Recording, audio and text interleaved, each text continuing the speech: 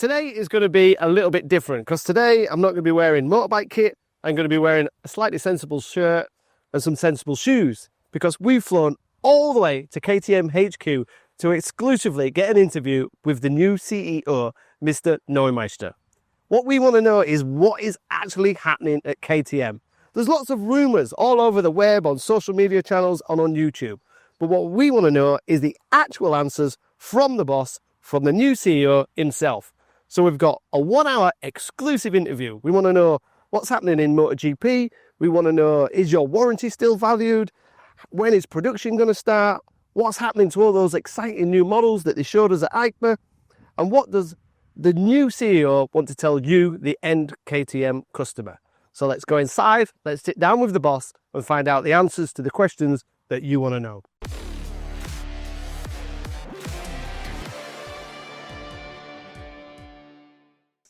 Weekends, holidays, day and night, different process to manage. First 90 days of insolvency where you fight against old banks, clearing out the debt. Everybody tries to get a better deal, and you just said, well, there's nothing left. We need to find a solution. So it was a tough and intense time to convince that the company was in the state where it was.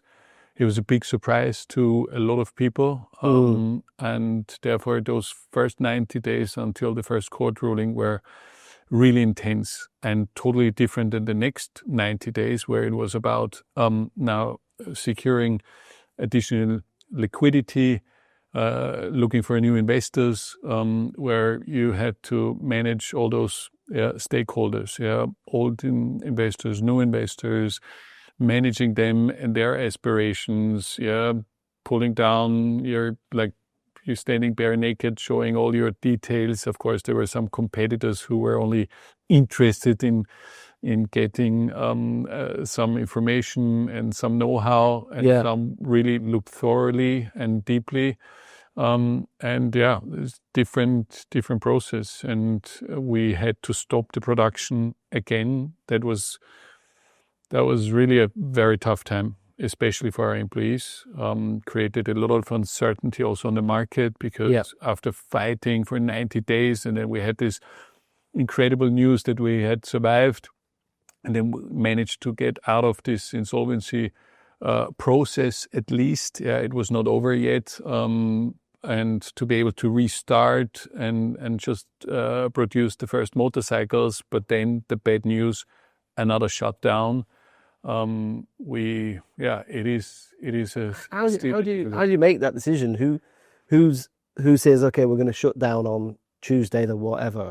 Unfortunately, it was my call, and it was linked to the 90 days of insolvency. Where we were not allowed to make firm commitments for the future. So, in other words, we were unable to place orders for spare parts, for example. That's something which you suffer, and that's again hurting your reputation if you cannot. But we were unable to place orders for parts and components, and therefore you have to imagine when the insolvency happened. We had still material in our warehouses. And so did our suppliers, because it came so suddenly and so abrupt that automatically there was some material. So after the 90 days, to get those, first of all, we had some in-house, and they were super happy to deliver them, and send them over, if we paid them money.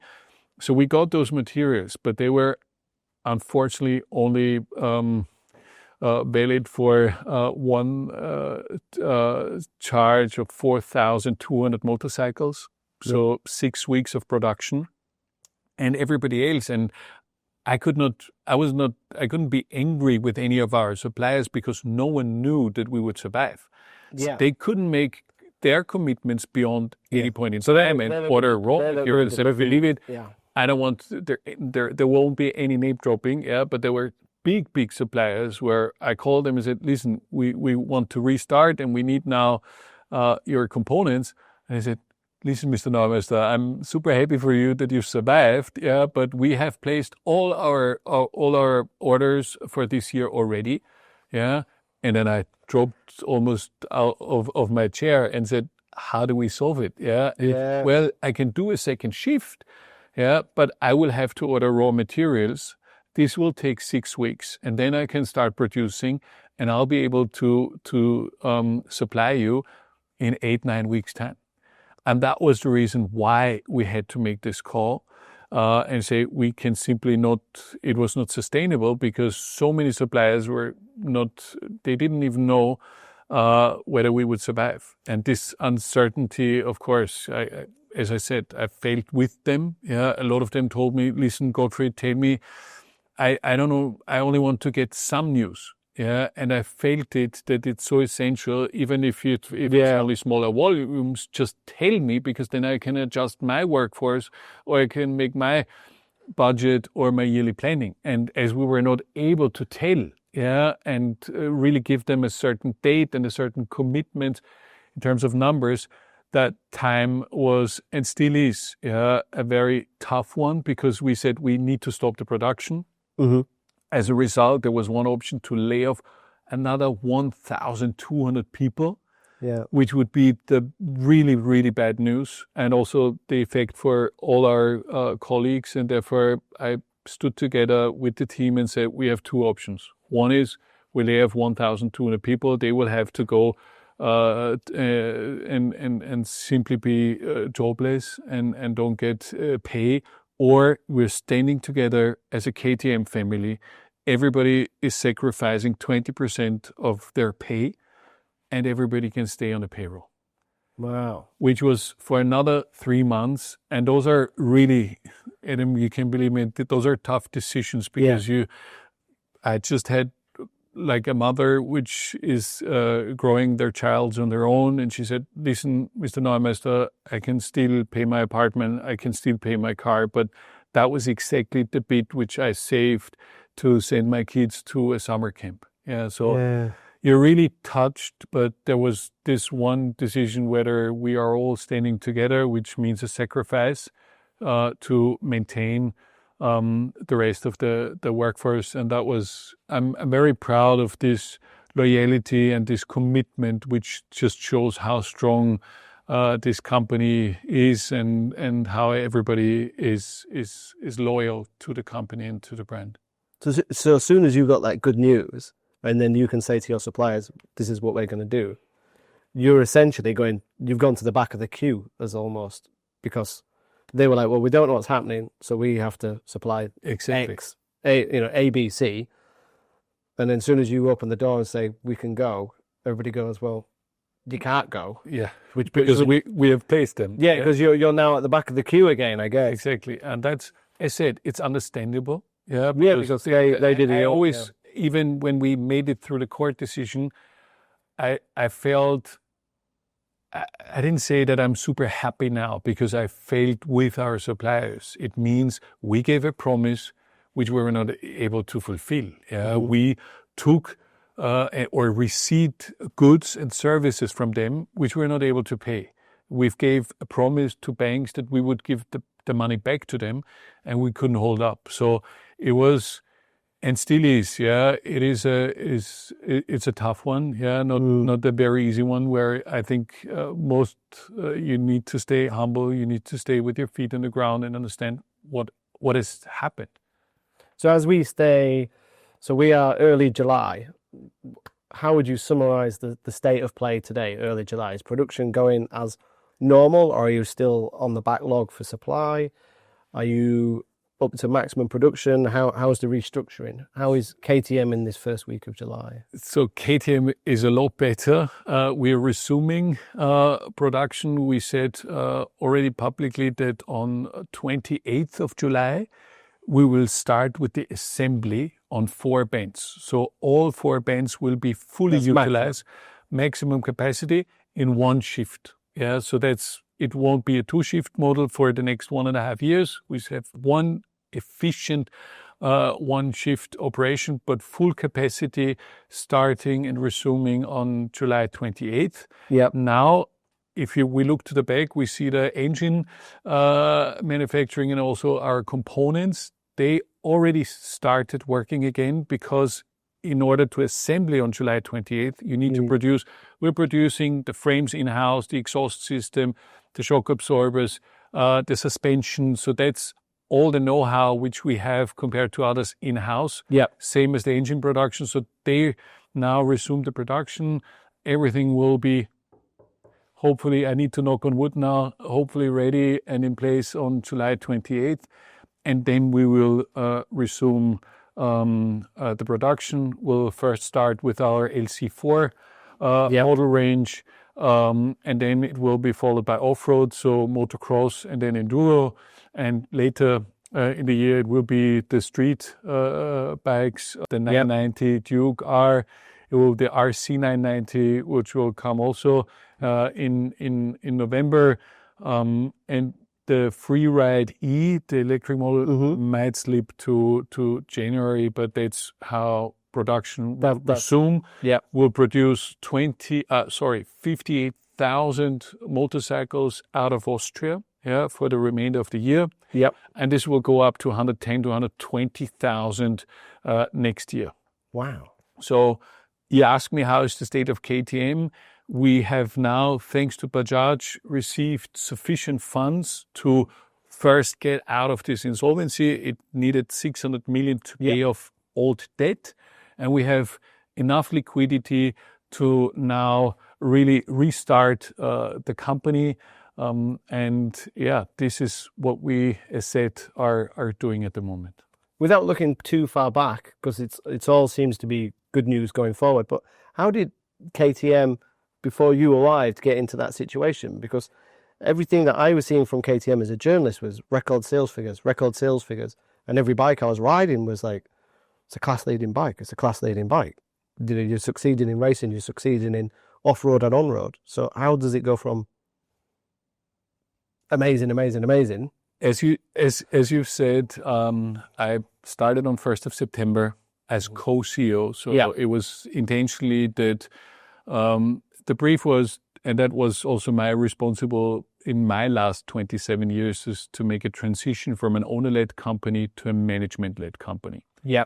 Yeah. And ever since I started, I tried to bring transparency, and I don't want to blame anybody for the past, but there are quite a few obvious reasons why the company came into that situation. Number one was for sure the bicycle business. We lost 400 million in liquidity only with our bicycle adventure. It is something which happened, as said, not here to blame. I think the original or the intentional idea to sell a bicycle next to a motorcycle, or to capture someone early, to get this brand loyalty already at a stage where maybe I'm starting with a e-bicycle and then I'm switching over to another one. I think the reasons are obvious. The bicycle market dropped completely after Corona. It saw its peak. There was so much overproduction, and then really the demand dropped. And I think it's important to understand that the problems we have are unfortunately homegrown. It is not that the demand on the global motorcycle market dropped all of a sudden and that everybody was in a crisis. Yeah. It is unfortunately a homegrown problem. I said I would name three reasons. One is the bicycle business. Number two, the acquisition of MV Agusta came at a point in time where the company was, and all the financials were already stressed.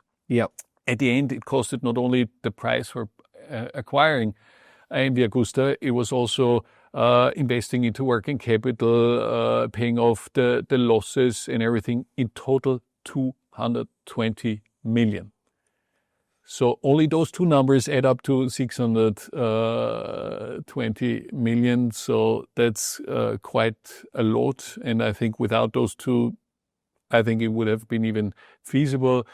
The third one was really neglecting the retail numbers. There was a misalignment between wholesales and retails already back in 2022. maybe driven by goals and whatever targets and incentives, to become the biggest European motorcycle producer, or other incentives, which I said I don't want to comment on. But clearly this led that we have filled up the sales channel with more than 70,000 motorcycles already in 2022. We should have jumped on both brakes in 2023, but we continued to sell and fill up that sales channels. Simply when I arrived, there was 270,000 motorcycles ahead of us, 70,000 in our own stock. No way. And 200,000 with dealers and importers.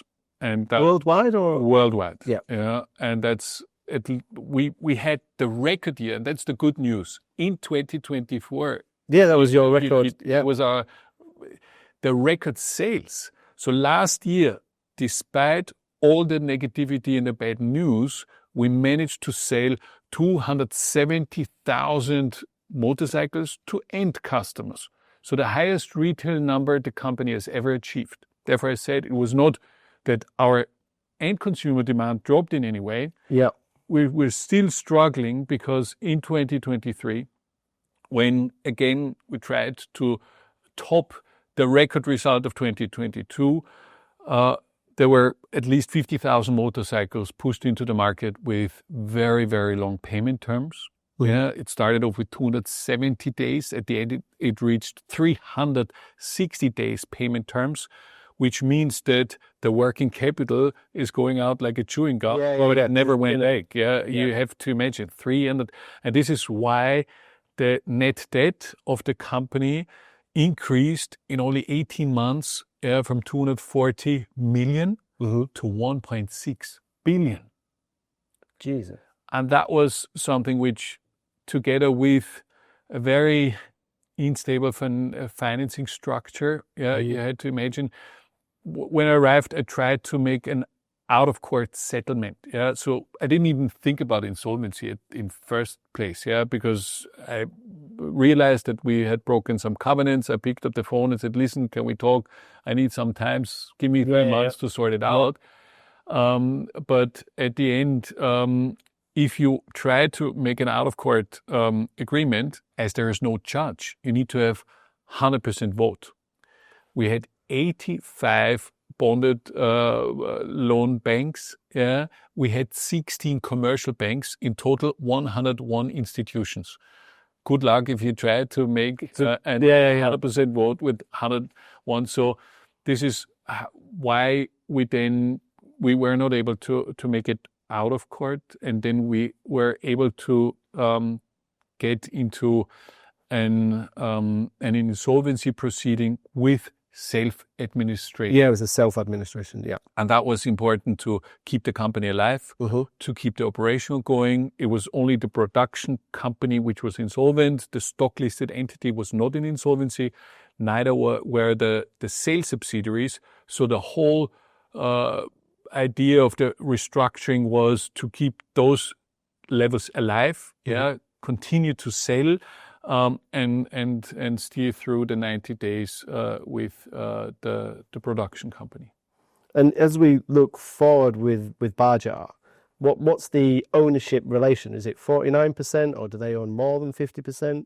So first of all, and that's what is also publicly known, you need to wait before there can be a change in ownership. You need to get all the regulatory approvals, like antitrust, merger control, takeover commission in the US. Yeah, that's still going through with the courts. This is what you have to file for, and only if you get the permission to increase your stake, then you're allowed to do it. So at the moment, nothing has changed. I see. And then, so in theory, once the dust has settled, so to speak, do you see more of the business and manufacturing moving from Europe over to India, because they're already producing your smaller capacity bikes?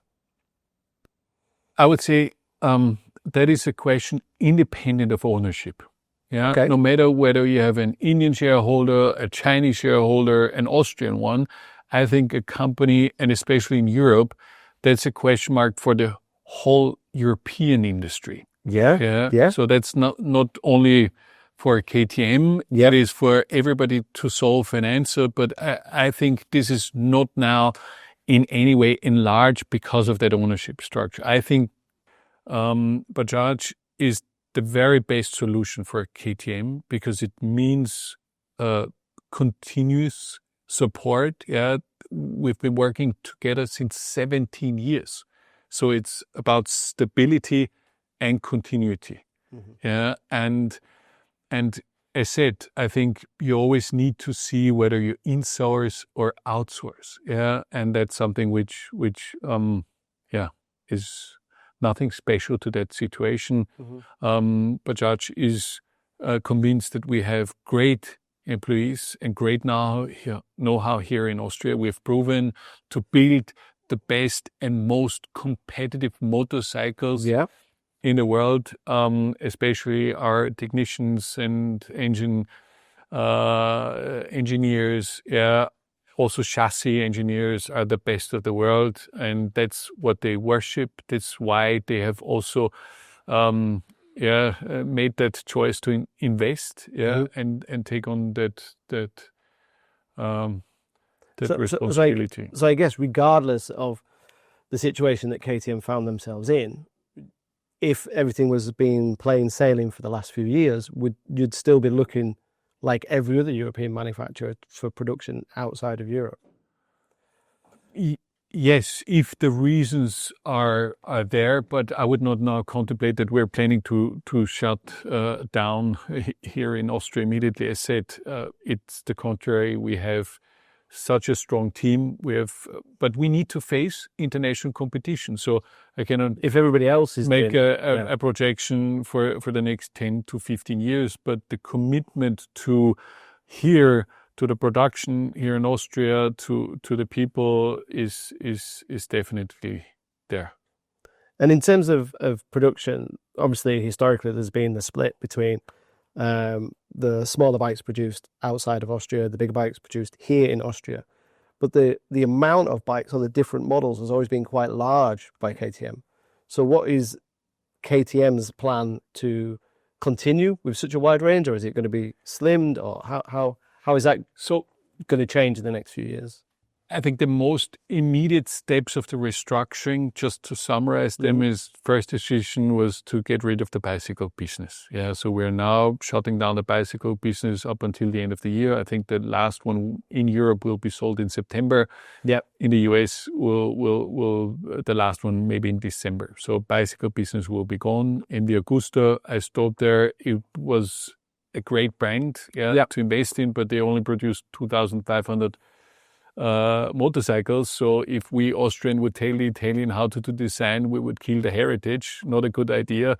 There is no production synergies, the 2,500 compared to 300,000 top production volumes. And neither there were any synergies with in the sales force. Yeah, you have to imagine to sell in MV Agusta, you need to alien face people in Los Angeles, and you would sell such a bike on a marble floor next to the Scala in Milan, but not next to a dirt bike, and therefore it didn't make sense to continue. It's a great brand, great people, but it was the wrong timing for us, and not the right fit. Also, the decision to stop selling for CF Moto was a decision jointly taken with our partner, because I said I need to refocus on our own brands. So there were some obvious tasks to do. Also, and that's not no news to the market. We're at the moment trying to sell and are very far in the process in selling the Crossbow, so the car, which we sold 36 times last year. Again, super project. I think we've proven to show what we're capable of, that we have the best engineers in the world. Great product, doesn't help us to sell motorcycles. And therefore, the headline, as you just asked for the restructuring, is focus and simplicity. And yes, you rightfully say there is a wide model range. I can tell you, analyzing only the motocross and enduro range, we have 84 models. No. 84 models across 3 brands. And that's something where globally, obviously, but that's something which you need to focus without now shying away any of our loyal customers. I think it is our USP and our competence to have the right engine for every driver. So being active in all classes, where some of our competitors are only focusing on 250s and 450s.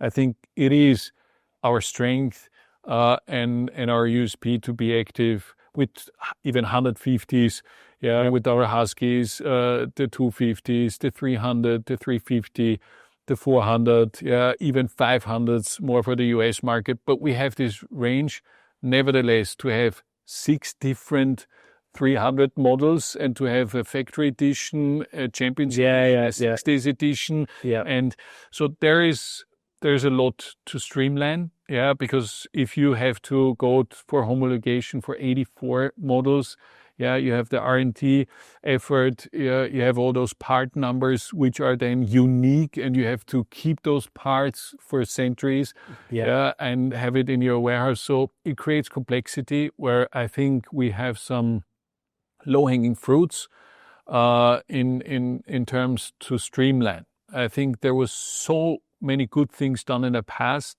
I don't think it needs a radical change. But there are some adjustments where we need to rethink whether some of our claims are still valid for all groups. This is something which I just had last Monday in a management meeting where I challenged our team just by raising a question. And I said, don't say we're now changing it or moving away from it. But I only want to give you a feeling. A question which I raised is the ready to race tagline is super for off-road.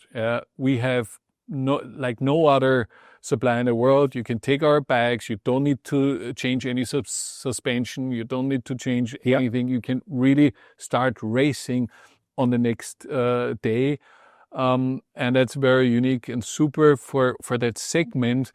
If I take the same tag like ready to race for our adventure models, I'm not so sure. Because for me, an adventure model is like a Swiss knife. It has to be universal. Sometimes I need to go to the city. Sometimes I'm touring on a country road, or I want to go on a gravel road or up on the mountain. So being universal and being like the Swiss knife does not necessarily mean ready to race. I think a lot of our clients, even if they have this, are coming from that sporty feeling and segment. You don't want that your bump hurts after 500 kilometers. So I think, yes, it doesn't have to be as stiff, as racy, as whatever. So, and maybe there is, but I would say, and that's what I've said also last time, I think there were some obvious steps which we needed to take and there are some where we need to take some more time. And I would like to listen, and I think it's important to listen to your customers. So the most important things which are changing now is we again put our customer in the middle of everything we do. It has to be customer focused, customer centric. We initiated an Orange Blood campaign and also an Orange Blood board, because I wanted to invite 15 of our loyal customers to be like a supervisory board on a board to tell us 4 times a year what we're doing wrong. And especially I want to hear what we're doing wrong to improve. But also, give us feedback and initiate. And you cannot imagine, we didn't know how many people would even apply for it and sign up for it. It was more than 5,000 people globally who completely freely said, I would like to participate. I'm so passionate and so loyal to the brand. I want to give you feedback. I want to help that this brand survives. And this is a very encouraging feeling to have. And I think that's the essential core part, how we also differentiate and compare to other manufacturers, not even naming regions in the world. We have a very strong profile. We have such a loyal customer base. And of course, we lost a lot of trust. A lot of things were destroyed, and it's about, again, reinstating that trust. And therefore, for me, it's essential to listen to establish the right structure, and put the customer and the quality in first place. Yeah, if we produce the right quality, everything else, revenues and profits, will come all by itself. But now we need to really get back to what made us strong in first place. And for me, customer is not only our end customer, it's really our dealers who are day to day, establishing those relationships and multiplying everything we do. So we need to take care of our dealers. We initiate now a dealers excellence center, because I want to really be measured and give them the opportunity to rate us, to give us remarks, and to see how we can really improve it. How can we simplify our processes, like warranty processes? How will we be generous? I think that's now the important point in time, where to show to our customers, yes, we've stumbled, you stood very loyal by us, and we'll never forget. And we want to come out stronger and better than before. You mentioned no more bicycles. The car project we'll put to one side. CF Motor we'll put to one side. MV Agusta has gone back to MV. But obviously the two is Husqvarna and Gas. So moving on, what's the plans for those two strong brands? As I told you, that's something which I would not make a very fast decision. That's where in the next, fast means for me today, tomorrow. I think this needs that we really understand the heritage and the strength of each and every brand. And that's something which I think we should decide over the next couple of months. Not years, but that's something where I want to really take some more time to really get all the data. And it should not be a stomach decision. It should be a fact and data-driven decision. And certainly that's something which we need to decide whether we want to continue with all three in all segments. But as said, give me the chance to meet you again in a couple of months for another one, and then we will stipulate that idea. I think most important was now to secure the company, to secure that liquidity, to give the confidence to not only the employees, to the markets, to order spare parts again, to increase the availability. And those are those strategic ones which you cannot just simply take the decision within a blink of an eye. Yeah, as you said earlier, you have 80 to 90 different models of just off-road. And then if you add Husqvarna and Gas on top. No, the A4 is across the three. That's what I'm saying. That's a lot of models. That's a lot of models. And that's something which we need to, It was interesting you brought up the slogan, the ready to race, because that was kind of leading to another question that is, the slogan that everybody associates with KTM. And as you say, that works extremely well. And it will not disappear. So with the off-road, it works extremely well, but maybe not so on a 125 Duke or a 390 or an adventure bike. Exactly. I'm just raising the question whether the good thing is we have a very sharp and unique profile. So we need to be careful that it's not too sharp and too slim and leaving others behind. So again, I don't think that it needs to be a radical change. We will definitely, and for me, most important, I thought the next question is the motorsport question. Exactly. So that's what I was just leading on. So ready to race, we remain the core of everything we do. Motorsport is part of our DNA. Whatever we learn and deliver every weekend helps us to translate into serial production. I think there is no question mark around our engagement in motorsport. That will remain core to KTM. Without sounding like from the outside in, the obvious way to save any money is to cut back on the racing.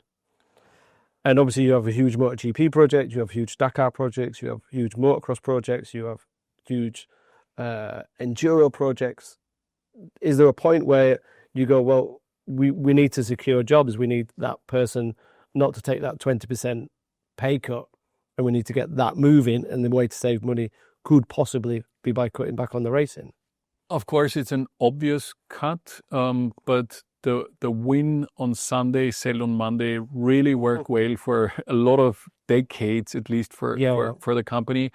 And I said we're where we are positioned within all motorcycle manufacturers. That's where we are. I mean, that's something you cannot. We're not known for selling the most comfortable, quiet motorcycles in the world. Yeah, we have the most extreme ones where you can do an Erzberg rodeo. Yeah, you can fulfill things which you cannot fulfill with any other bike in the world, and that's essential. I think that's our customer base, and we will definitely foster that, and we need to remain on top and invest, and that's a clear position which there is no question mark about it. Of course, the obvious is, and that's a question which I'm very often asked, the MotoGP is an engagement where everybody said, will we continue or not, and how important is it? And that's something where I think no supplier currently can answer that, because it will depend on the new regulations for 2027. Yeah. I think the best which could happen to the sport is Liberty Media. Liberty Media has shown us all what they have done to Formula One, which is incredible.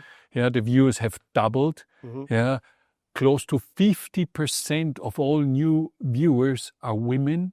Yeah, and I think they have really done a remarkable job. Yeah, in really reviving the Formula One, where everybody said, well, it was the best, and there is, and you couldn't do anything better. Liberty Media has proven everybody wrong. I think they have an incredible, very long-sighted approach, and I think it will also enrich our sport, and bring a lot of more attention. So therefore, I think MotoGP will for sure. I mean, for sure, it's just assumptions. There can be races expected also in the US, which is our biggest single market. So there are many advantages and aspirations. Nevertheless, it will depend, like in the Formula One, there was a cost cap initiated, which helped all teams and also smaller teams now to being able to be top and competing. I think that's for sure an important part, same as a Concord agreement, where how you distribute the income for that series also towards suppliers. And I think this, once you know how the setup will be, you can really make a decision. I'm personally a fan of MotoGP. I mean, it's the highest class. So competing in the highest class and being not in first place but second, and leaving two big main competitors who have a lot more funds than we do behind, shows that we are racing. And yes, of course, you can argue then, is it translating into, you don't have the model range. But I think that KTM is known from Buenos Aires to Bangkok is because of 21 different MotoGP races happening around the world. We have proven that we have, with a much smaller setup, we can compete against any other manufacturer in the world. And I said that's the crazy found hard customer base which is going there, and therefore it's worth fighting for. But we will have to see what are the new rules and regulations and whether it makes sense to continue or not. It must be an incredible difficult decision, because, as you say, potentially MotoGP in 27 could double and escalate and go to an even bigger audience, and you are competing at a very high level with a smaller team and a smaller budget, but you're also looking at budgets. Who makes the decision on the balance? At the end of the day, we're spending this much on racing and this much on... We have to fulfill this answer with our own business plan. No one will subsidize. There won't be any help. So it has to make sense for our own company. And I would not bet a lot of people, there's so much interest now in our MotoGP team, because everybody heard now Liberty Media is entering. So the values also of the Formula One teams have dramatically changed. Yeah. Some years ago, you could have got them from £1 only if you did. if you were able to pay next year's racing budget. Yeah. So I think even the smallest teams are now worth $1 billion, and the biggest ones around $3 billion. But I think that should never be the incentive. That should not be the reason for staying into MotoGP, because we think that the equity value of the team is increasing. It has to make sense for our own marketing purposes, for our own research purposes. And so I would always make that decision based on that. But to meet the budget, you can also then invite maybe other shareholders, in different formats, because like Mercedes is not owning the whole Formula One team all by themselves. They only own 30%. Yes. So you could start, getting someone in with 30%. If they cover 30% of the yearly running cost, then my budget is already cut down by 30%. Yeah, you could even go to the extreme of Mercedes, say, why should I have the majority? Yeah, it has to be, but of course, it has to be the right partner. It has to be the right setup. But I'm only giving you some examples that there would be other solutions than just to simply to say, how can I reduce the cost for ourselves? Could be one option to partner with someone. Yeah, I'm sure that if viewers are increasing, also the sponsorship money will be, which people are willing to spend, will also increase, and this will then reduce your overall cost base. Yeah, together with the cost cap, there could be a solution, and you can find a setup. As I said, I'm open. I'm definitely here to explore those options and see that we can remain. Just on one final question with the racing before I just come on to some more UK specific questions. If you had, I don't know, a pie of budget for racing, how do you cut that up and go, well, the most important thing for KTM is to win at the Dakar is more important to racing MotoGP, or is Red Bull Rookies that is really popular in Asia and countries more important than being in Supercross in America? How is it all? This question will depend on the strategic process, which we'll now do within the next 2 to 3 months. Once we're going through that, we will clearly say, where do we want to target? Do we want to become the world leader in the mid-class naked segment, which we have invented, or do we want to focus on that, or do we want to foster an RC series, across all the 3 ranges, and not only have the 990s, you have to have them all over. So I think this will be answered. I can give you an immediate answer. At the moment, the budget is split 50-50 between off-road and on-road. Right. And that's what the current split is. And depending on the new setup, this could change and ever shift a little bit more or less. I think it's always important, and that's what, because you've mentioned Red Bull, like them, we always are working with youngsters. We try to encourage young people to get into the sport, to get an exit. That's, I think, an important work. Same with our E2, E3, and E5 series. We definitely want to capture them as early as possible and give them an opportunity to enjoy that sport, and that's something which will continue. Cool. Just go on a little bit backwards on one of the points you were making with dealers, that you were flooding dealers with products to the point where they were almost being overwhelmed by the supply that was coming to the dealers. How would you kind of convey, if you could speak to a UK or a German or Italian dealer, what would be your message to that dealer when they're sat in early July thinking, what's happening? I think the most pressing question is now, when are we getting new bikes? I think part of the restructuring, it was important to be brave enough not to make sales. Very strange comment. If you tell your own sales force, listen, now for the next 6 months, we need to be brave enough not to sell. Cutting down the production is just a reflection not to bleed to death. But we needed this time to allow our dealers in the market to really get away. But you can only incentivize a certain group of customers with a discount. And I think it's also dangerous that we don't become a discount brand. Yeah. So Yeah. this whole process needed to be now done relatively quick.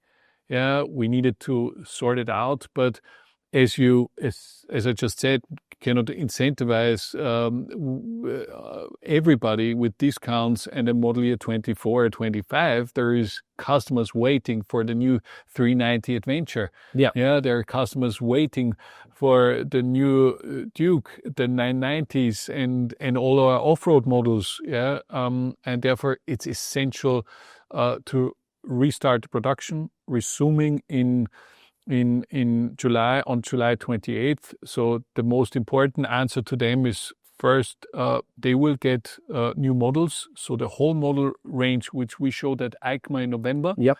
And that's also the good news. We have really spent a lot of R&D effort to develop those motorcycles, and they're here and they're ready to be rolled out. And we, as I just said before, we need to roll them out in sequence. So they will get new motorcycles and stories to talk about. Secondly, and equally important, spare parts. Yeah, our spare parts availability, not because of mismanagement, but we simply didn't have the funds. Didn't have the actual, to order them.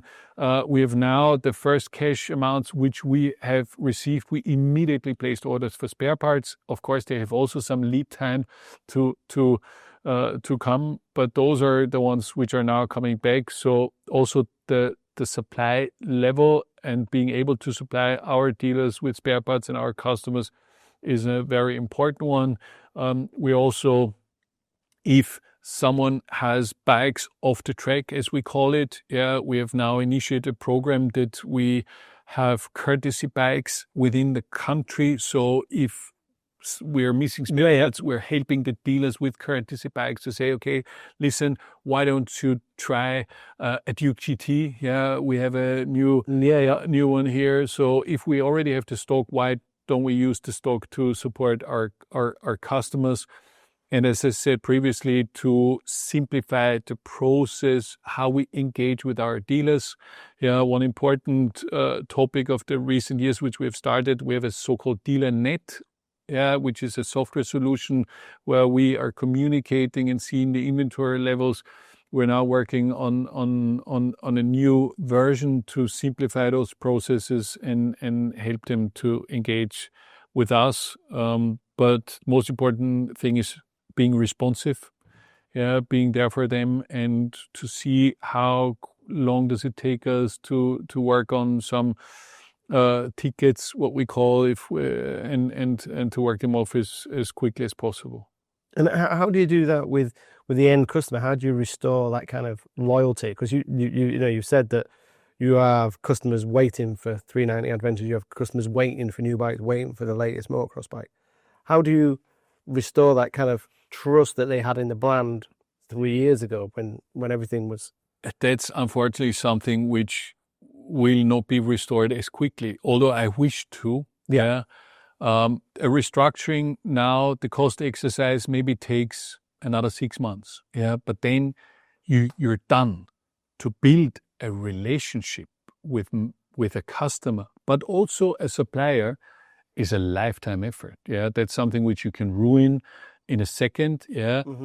If you build up loyalty, then it's luckily not a second, and it's also not 9 months. And that's what we are really hoping for. So the Orange Blood campaign was not a product campaign. It was not about promoting a product, a segment, or whatever. It was all only about admitting, that yes, we have done a lot of things wrong. We're here to cure them. We're here to set the company up, and we're only thankful for that loyal customer base. And that's something which we need to prove. It's a very quickly outspoken word from me to you now, but we need to prove it.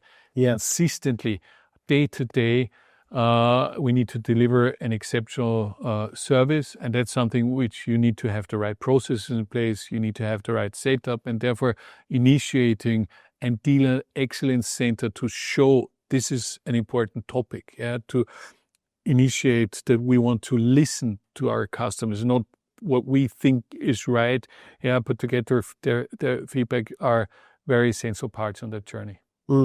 Yeah, because I think some of the trust also with customers is not just because their dealers are struggling with parts, but there's also been like a perception of like the quality control has been slightly uneven in the past. And that what if you're trying to push only numbers and to push sales, that's a result because then you're just doing it quicker. And we have given ourselves a very conservative budget for the next 5 years, where it's not about achieving the record sales. Even in 5 years' time, we have not put in the record sales of 2022 or 2023, you have to imagine. So we're giving ourselves, it is quality first, customer first. And as I said, then the rest will follow. Yeah. And therefore, our approach will be more customer-centric and focused than it was before. Before it was about pushing out units. Yeah, no matter what. And yeah, we have, with some of our models, we have also neglected what the market really needs and wants. Yeah, or does it fit to our brand? Yeah, just if we put, so make some changes to certain models, it doesn't make them become a high seller. Yeah, and that's also something which we had to learn. Yeah, and we had to learn it the hard way. But I said now, I think the most important thing is to focus on what we can do best. Yeah, and where we are really strong, and then slowly develop from there. So I guess some of the quality issues that some customers experience was down to the big volume and kind of running before you could walk. Yes. Is that now almost an admission by KTM that there was problems with quality due to that speed? I said it was a time before I joined the company. I don't want to make any speculations, and I said talk about the past. For me, I can only tell you now the focus is on the quality, and I'd rather delay an SOP, start of production, if we're not sure, because the next bike which should go out of our factory, people will look even more thoroughly. Yeah, you're going to be more under scrutiny. Under scrutiny. Not just from customers, but journalists like me, sadly. Sorry. So what would you kind of say if you could, if you bumped into a KTM customer and you said, right, this is what is happening, if you could really simplify it and say, this is how quality is improving, this is how your showroom is going to change, this is... I mean, first of all, it's about, to get the right quality, it's also about testing and making no shortcuts to be absolutely sure. Yeah, if you're short in supply, and your supply chain is all over the world and you only are running behind volumes, then of course you take any kind of part. Yeah, and maybe if it's only a little plastic tube which costs 10 cents, if that one breaks, it breaks the whole experience. So there should be any compromise, any shortcut in terms of timing and quality. And that's definitely, as you said, what would I tell to a KTM customer? That we will hold up that ready-to-race spirit, that we will try to deliver something which no other brand can. Winning, and not only winning the car, dominating in all stages, and showing what we're capable in such a crisis. I mean, what Daniel Sanders did, it was simply incredible. It's like a North Star, where in the biggest crisis he had shown and proven that, we've been racing with even more teams and more brands, and cutting it down to the bare minimum.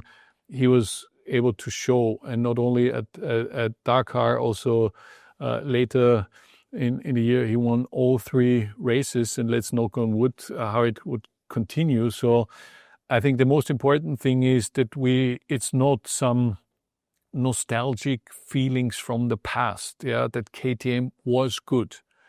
We are best in class today. We're able to produce the best motorcycles in the world. We have an incredible motorsport team led by Pete Beirer, who's really doing in all classes an exceptional. But it's a team effort. But we have really great people showing every day that we can compete and beat everybody in the world if we just do what we need to do. Last two questions. Yes. If I was to visit you in 12 months' time, what would we sat doing? Where would we be looking at? Where would you see a KTM would be in 12 months? In your perfect scenario? In a perfect scenario, we have regained the focus, to the essentials, what needs to be done. We have put the customer in the center of all our doing. We have managed with our dealers to help them to work off in their inventory. It was not their fault. It was also us pushing, and it's also our responsibility. It's our strength to have such a strong dealer network. So to have reestablished a very good relationship with them, understanding the tough times they're going through and not being too pushy and being generous both with our customers and our dealers. We have now extended the warranty to 4 years. That's also a sign of trust in our capabilities, that we think that we can give it, and that's what deserves, because the new approach will be, as said, quality driven. But most importantly, hopefully we have overcome that uncertainty, that we have continued to win some races and still be on top. The same question, but would look slightly different, because it'd be 5 years in front. Will we be still here in Matterhofen? Will production have moved elsewhere? We will for sure be and remain an Austrian company. I know fishing for this production thing at the moment, I can tell you we have an incredible setup with our off-road series. Half of our volume is off-road. We're talking about 110 to 120,000 motorcycles produced. They're currently produced in Austria, and we have this know-how and competence.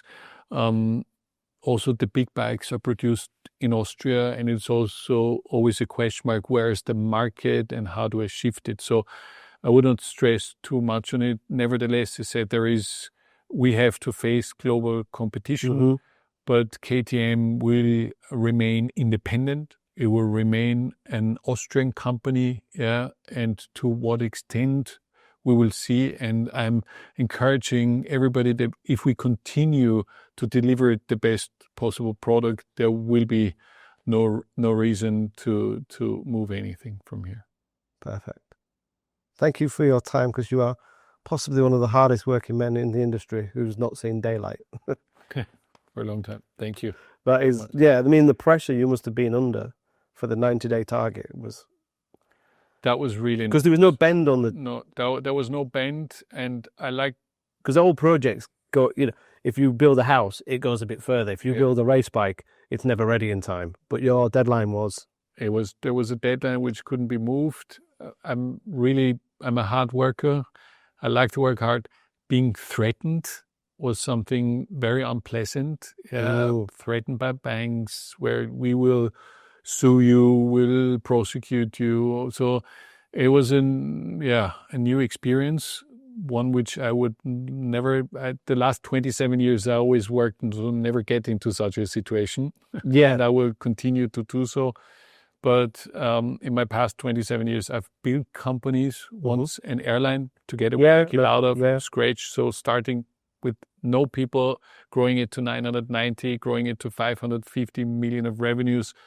When I joined Do & Co, there were 300 million of revenues. When I left, 2 billion and 16,000 people in 33 different countries. So I'm usually a builder, and trying to create and trying to be passionate and allowing people to follow and lead. And that's also my role here at KTM, as I said before, enabling this transition from an owner-led to a management, setting up the right governance that something like this doesn't happen again.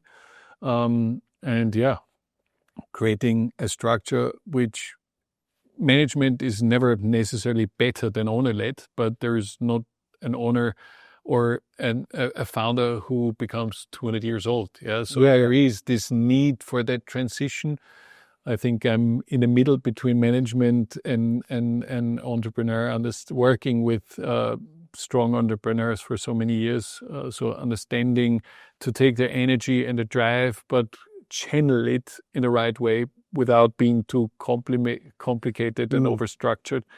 And that's also the key thing for KTM. We need to remain a speedboat. We became a tanker. And it's now about regaining that speed and the flexibility which made us big in first place.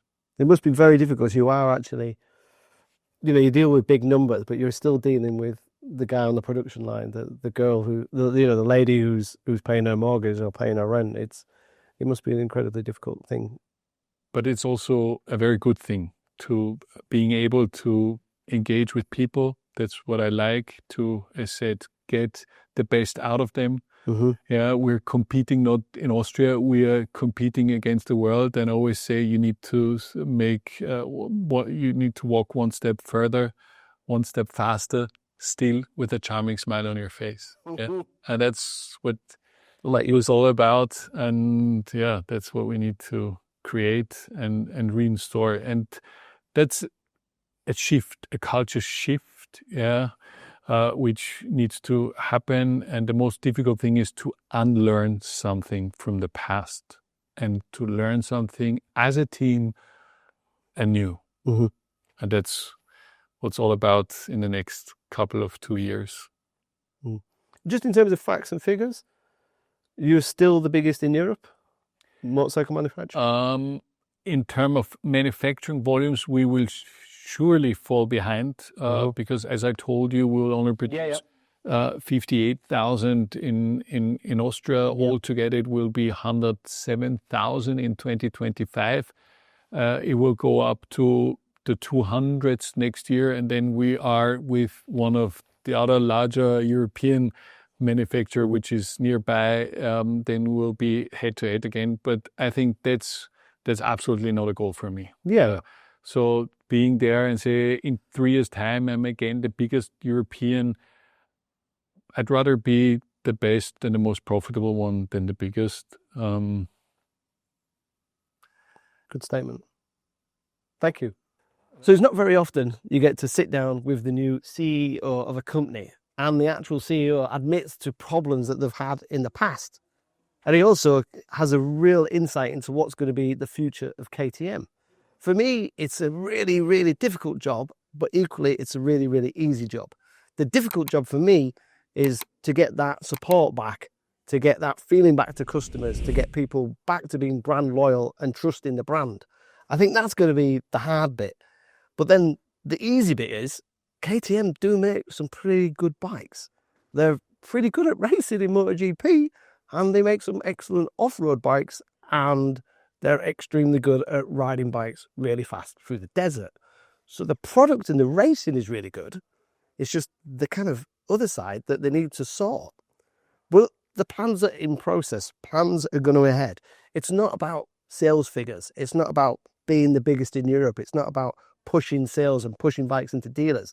It's about building that loyalty, building that trust, building that quality, and making sure they're listening to dealers. It's going to be an interesting few months. It's going to be an interesting year for KTM, and hopefully we'll be jumping on some new models shortly. But I hope you enjoyed this pretty exclusive interview with the new CEO. If you've got any more questions that we can maybe fire to him in the future, then please fire them below. Don't forget to subscribe, and hopefully when you see me, I won't be wearing a ridiculous shirt and shoes. I'll be back in the race levers testing something a little bit more sporty.